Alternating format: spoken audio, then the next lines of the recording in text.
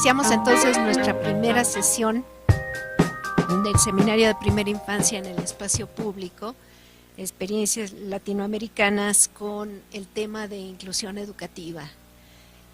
Ya en otras conferencias que hemos tenido del año pasado, se abordó lateralmente, digamos, algo de la diversidad, de la importancia, digamos, de que no puedes concebir ahora un solo modelo ni de crianza ni de desarrollo para todos si estamos viviendo en un mundo diverso, multicultural. Y en este sentido ahora vamos a tratar específicamente el tema de inclusión educativa, que aunque ahora inclusión tiene un concepto mucho más amplio que el que en un inicio se manejaba como nada más equivalente a niños con discapacidad o con necesidades educativas especiales. Ahora se le ha dado, digamos, un enfoque mucho mayor. Y les decía, estamos iniciándonos en este tema que es el de inclusión educativa, con una experta que tiene tanto en la práctica en el campo como en la investigación toda la autoridad, digamos, para hablar de este tema, y es la doctora Clara Lourdes Mesa García. Muchas gracias, Clara, por tenerte. Hizo el viaje especial de Oaxaca acá, que no es poca cosa, y para estar presencialmente, lo cual aprecio muchísimo.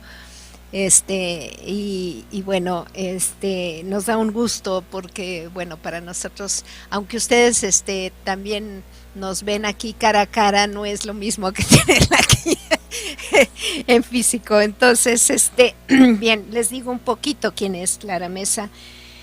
Clara se ha desempeñado como docente durante 32 años en los servicios de educación especial del estado de Oaxaca, un estado conocido por su diversidad cultural, y con gran población indígena. Es de los estados con mayor concentración indígena, y ha tenido funciones desde maestra de grupo, directora, asesora técnico-pedagógica en los últimos 2 años. Ella es maestra normalista de origen, con estudios de maestría en rehabilitación neurológica en la UAM, aquí, y de doctorado sobre investigación de la discapacidad en la Universidad de Salamanca, en España. Su trabajo más reciente ha consistido en la difusión de la Convención sobre los Derechos de las Personas con Discapacidad y sus implicaciones educativas, cursos y talleres al personal de educación especial, así como asesorías de tesis. En 2010 fue acreedora del primer lugar en el Concurso Nacional de Investigación y Tesis sobre Discapacidad del DIF Nacional y UNICEF, con la tesis de doctorado Cultura Escolar Inclusiva en Educación Infantil. Y en 2009 coordinó los trabajos para realizar el diagnóstico de los servicios de educación especial en el estado de Oaxaca. Pues bienvenida, Clara, y te cedo el micrófono. Bueno, pues muchas gracias, Norma. Y claro que valía la pena venir, estar con los que hoy nos acompañan aquí en vivo y en directo, y desde luego con todos los que nos acompañan con en esta maravillosa oportunidad que tenemos ahora a través de estos medios tecnológicos. Le doy las gracias a Norma. Bueno, siempre que estoy junto de ella es un motivo para mí de aprender.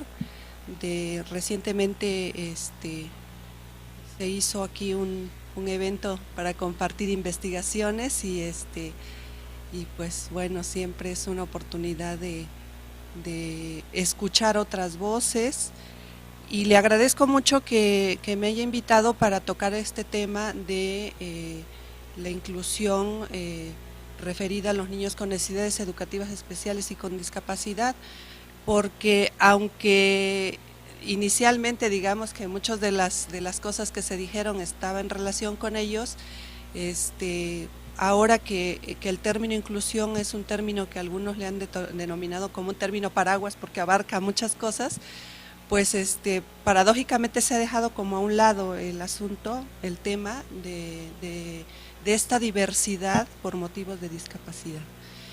Y ese es un primer punto, y luego pues también la importancia de hablar de este tema enfocándonos en la primera infancia, que pues es particularmente relevante e importante. Entonces pues les agradezco mucho esta oportunidad de compartir esto que ha sido mi motivo de estudio, y pues yo creo que ya en la sesión de preguntas podremos también escuchar a los múltiples participantes de otros lugares en donde seguramente habrá otras realidades que nos van a interesar muchísimo. Pues bueno, voy a iniciar con esta presentación, y la he organizado, inclusión en la primera infancia, niños y niñas con discapacidad en Oaxaca, y la he organizado, bueno, ya comentaba que me voy a referir tomando en cuenta la edad temprana, ¿no? Ahora, recientemente leía un informe de UNICEF que están considerando, que hizo UNICEF y la OMS, recién del año pasado, en donde hablan de la primera infancia en una edad de 0 a 8 años, aunque esto cambia en los distintos países, ¿no? Algunos de 0 a 6 años, algunos de 0 a 4 años, porque ya, por ejemplo, en algunas ocasiones, en algunos lugares de 4 años en adelante, como en México, pues ya se habla de la educación preescolar, ya no tanto de la educación, ya como parte de la educación básica. Entonces, y bueno, voy a vincular entonces esta cuestión de la atención a los niños con necesidades educativas especiales desde el enfoque educativo y en relación con la cultura escolar, ¿no? Y vamos a ir viendo cómo a partir de lo que se viene contemplando como inclusión, pues es una parte sustantiva. Entonces la presentación va a estar dividida en 3 partes: un panorama actual sobre el tema, en la segunda parte ya enfocado propiamente a la intervención temprana que se está diciendo actualmente, y en una última parte pues les voy a compartir algunos de los resultados del trabajo que hice sobre cultura escolar inclusiva en centros de desarrollo infantil en Oaxaca. Entonces voy a iniciar, y bueno, para referirme a la inclusión de las personas con discapacidad, pues ahorita es un referente obligado la Convención sobre los Derechos de las Personas con Discapacidad. Dado que, bueno, se han escrito muchos artículos, es un tema de debate desde hace ya algunos años, y cuando se habla de educación, pues todavía más, ¿no? Entonces, a partir del 2006, de diciembre de 2006, en que es aprobada la Convención sobre los Derechos de las Personas con Discapacidad, pues yo creo que es un referente fundamental para hablar del tema de inclusión, ¿no? Y entonces yo haré alusión al artículo 24, que es el que se refiere a educación, pero no dejaré de referirme también a otras cosas que son muy, muy importantes de considerar para hablar de la inclusión. Bueno, en primer término, la Convención reconoce que el término discapacidad o el concepto de discapacidad ha venido cambiando en el tiempo, ¿no? Y hay trabajos relacionados, por ejemplo, con la clasificación internacional del funcionamiento, la discapacidad y la salud de la OMS, en donde se han vertido cuestiones culturales y de factores sociales que antes no estaban consideradas para el concepto actual, y un modelo social desarrollado que pone el énfasis ahora en todos esos factores contextuales que están incidiendo para que la discapacidad se configure, ¿no? Entonces, estamos en un momento en que la discapacidad no es un asunto nada más de la persona o no es un problema de la persona, ¿no? No es una limitación o una deficiencia que tenga una persona y que ella tenga que ver, o su familia, cómo la resuelve, ¿no? Sino cómo esta condición resulta de esa interacción negativa entre una persona que tiene una limitación o una deficiencia, pero también las múltiples barreras contextuales que encuentra en su entorno y que justamente no le permite participar en igualdad de condiciones que las demás. Y ahora, muy recientemente también se está hablando a partir de la convención, de este enfoque de derechos que debe permear todos los servicios, todos los programas para ellos, ¿no? Y esto del enfoque de derechos que cualquiera pudiera decir, porque últimamente, por ejemplo, en esto de la reforma educativa se ha hablado mucho del enfoque de derechos, pues sí necesitamos saber con toda precisión qué implica eso, porque no es nada más pues decir ahora estamos actuando bajo un enfoque de derechos. Entonces, se ha establecido que, bueno, este enfoque de derechos tiene 4 valores fundamentales. Uno que tiene que ver con la dignidad de las personas, ¿no?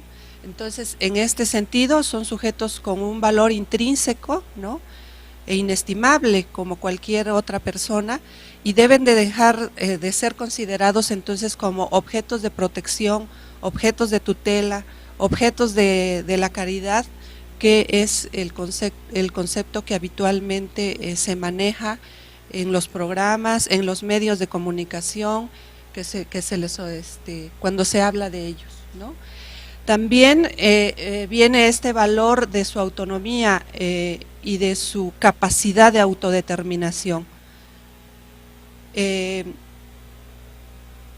Generalmente se considera que una persona con discapacidad pues es justamente eso, ¿no?, incapaz de poder saber qué quiere, qué desea, cuáles son sus sueños, qué puede ser desde su punto de vista importante para su vida, ¿no?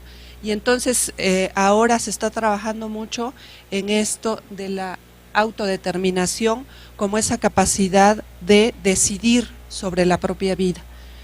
Desde luego, pues el valor de la igualdad, ¿no?, que estos derechos que se estipulan en la convención no es que sean otros derechos diferentes a los derechos de cualquiera de nosotros, sino que, bueno, el trabajo de la convención fue cómo se reflejan esos derechos generales o cómo se tienen que expresar ya en una persona con discapacidad.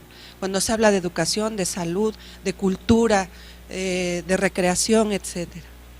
Y el asunto también de la solidaridad, ¿no?, que como decía, bueno, la discapacidad conceptualizada desde ese punto de la importancia que tiene lo social, pues no es algo que la familia de la persona con discapacidad deba resolver, sino es un asunto de la sociedad, ¿no? Y vamos a ir viendo cómo se expresa eso en la parte educativa.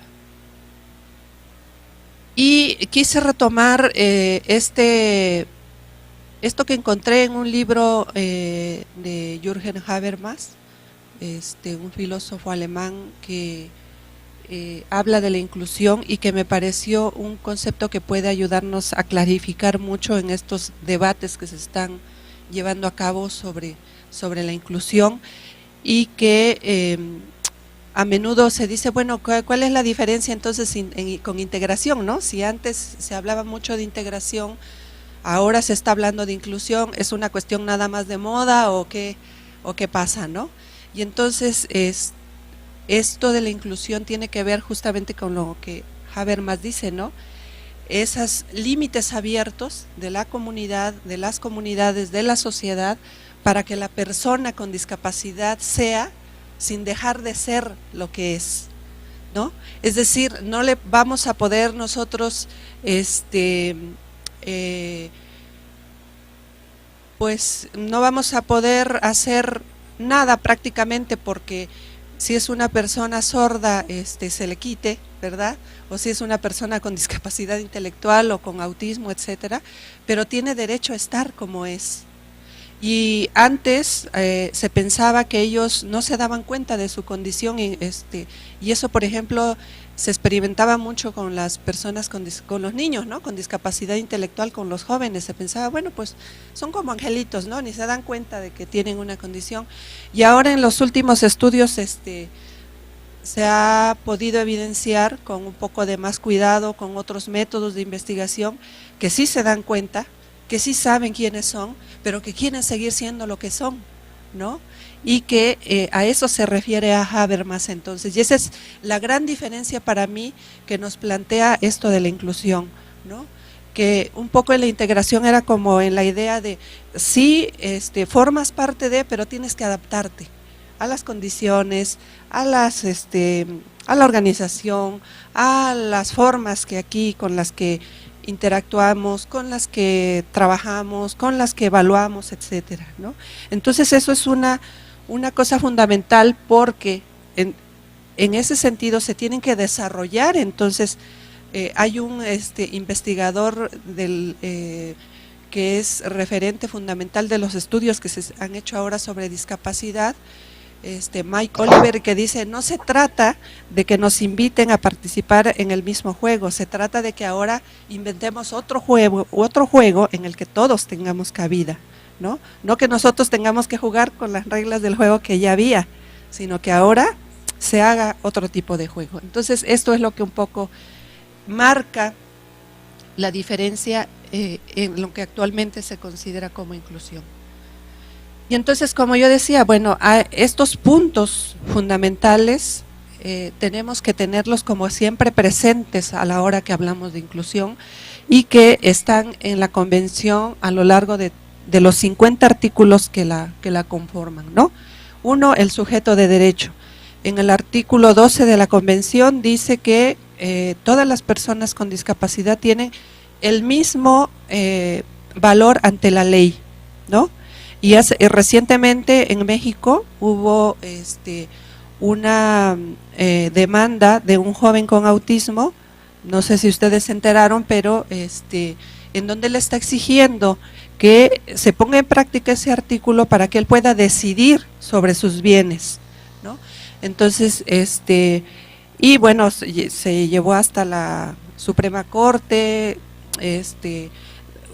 se han utilizado ahí algunos recursos jurídicos para decir, bueno, sí, pero pues tienes que demostrar primero que sí eres capaz, ¿no? Para que sí se te pueda dar, ¿no? Entonces, ahora, sobre todo en personas con discapacidad intelectual, en personas con autismo, pues se está haciendo un trabajo muy fuerte, ¿no? Y se tiene que seguir haciendo un trabajo legislativo para que realmente puedan ellos, tener ese derecho que cualquiera de nosotros tenemos, ¿no? Ahora, por ejemplo, el derecho de votar, en México ya en las pasadas elecciones ya se hicieron algunas adecuaciones, adaptaciones para que las personas puedan ir a votar, ¿no? Pero falta, por ejemplo, para las personas con discapacidad intelectual estos apoyos en lectura fácil para que puedan ellos tener acceso y igual que para votar, para muchas otras cosas. El tema también de la integridad, ¿no? Habitualmente cuando hablamos de personas con discapacidad siempre las miramos como por lo que le falta, ¿no? No oye, no habla, no puede ver, es decir, todo por lo que le falta y difícilmente las consideramos como personas en su completud, ¿no? Entonces, que esa limitación, esa deficiencia no significa que no tengan una integralidad como personas. Una identidad valorada también, ¿no? Es decir, en la convención también, en el artículo 8, cuando habla de la toma de conciencia, dice, necesitamos que nos valoren lo que somos y también valoren lo que podemos aportar a la sociedad, ¿no? Y habitualmente los vemos justamente como lo contrario, como, híjole, pues prácticamente pues hay que resolverles muchas cosas y casi prácticamente no pueden aportar nada a la sociedad, ¿no? Y continuamente estamos en los medios de comunicación, en los programas que se impulsan para ellos, pues tienen esa connotación, ¿no? uno de los programas, por ejemplo, uno de los de las acciones más relevantes casi en Latinoamérica es esta cuestión, por ejemplo, del Teletón, que tiene varios nombres en diferentes países, pero que justamente es esta visión como hay el pobrecito, hay que darle ayuda, hay que llorar un poco y pues desprendernos de algo que podamos ofrecerles, ¿no? Entonces se sigue a través de los medios machacando esa idea de esa subestimación, de esa subvaloración de las personas, ¿no? Y poco vemos cosas, por ejemplo, de los logros que tienen, de las cosas que hacen, de las aspiraciones que tienen, porque pues también pocas oportunidades hay. También el asunto de el derecho a vivir en la familia y en la comunidad, ¿no? Bueno, a lo mejor los países latinoamericanos no hemos vivido tanto esta cuestión de que existan instituciones hospitalarias, casi hospitalarias o residenciales en donde vayan y vivan ahí, ¿no? Vivan ahí separados de su familia y de su comunidad, pero pues como la convención es internacional, bueno, en muchos países sí es una realidad que la persona con discapacidad va a las residencias y ahí vive, ¿no? Ahí vive lejos de su familia, lejos de su comunidad. Y bueno, lo que sucede en los países latinoamericanos es también que muchas veces los programas educativos, los programas de salud dirigidos para ellos, pues sí obligan a las familias a trasladarse a otros lugares, ¿no? Por ejemplo, bueno, centros educativos que no hay en comunidades cercanas, las familias se tienen que dividir para irse a vivir a donde haya una escuela donde los acepte o haya un centro donde se les pueda brindar la atención. El otro punto fundamental también es esto del principio del diseño universal. Yo creo que esto es fundamental para el tema de la educación, ¿no? En México la reforma del año 92, cuando vino esto del Acuerdo Nacional para la Modernización de la Educación, una de las decisiones que se tomaron fue con la integración, con el movimiento de integración, fue que los alumnos con discapacidad tendrían que acceder al currículum común, decían, ¿no? Y mucho se ha dicho, y en muchos artículos aparece, no un currículum paralelo, un currículum para todos. Pero esto del currículum para todos se entendió y se ha entendido y se sigue entendiendo de que es el mismo currículum para ellos, ¿no? Y entonces ha habido de veras, al menos mi experiencia como maestra, como directora, como asesora, es una gran dificultad para que los alumnos puedan trabajar con el currículum como está diseñado. Y entonces a partir del diseño universal, que es un término que vino tomado de la arquitectura, ¿no? Y que se empezó a trabajar cuando se dijo, bueno, hay que hacer rampas, hay que hacer medios de acceso para los edificios, para las banquetas, etcétera. Ahora se está tomando como un punto fundamental para el aprendizaje y hay toda una corriente actual que está trabajando el diseño universal para el aprendizaje y en donde una de las principales cosas que dice el currículum, así como está diseñado en general en la mayoría de los países, no es un currículum que responda a la diversidad, es un currículum que está hecho para un niño, ¿no?